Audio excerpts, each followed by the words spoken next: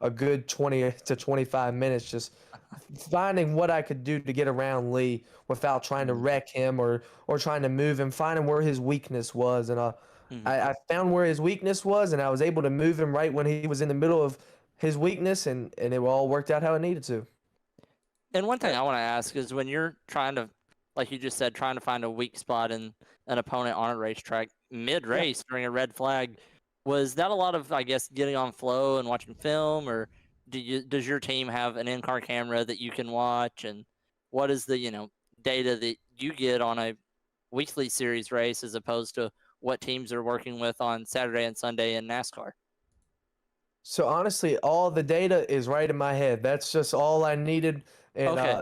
I am a very critical person on myself to do better and to find what I need to do to perfect what I'm doing.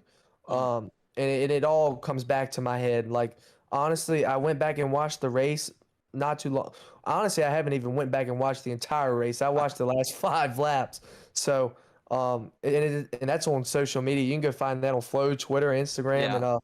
and I was just trying to see what I could do a little bit better on that overtime to get me a little bit more distance between Lee, so he didn't have to make any type of contact, Mhm. and it won't nothing I could do or he could do to get that little bit of distance squared away.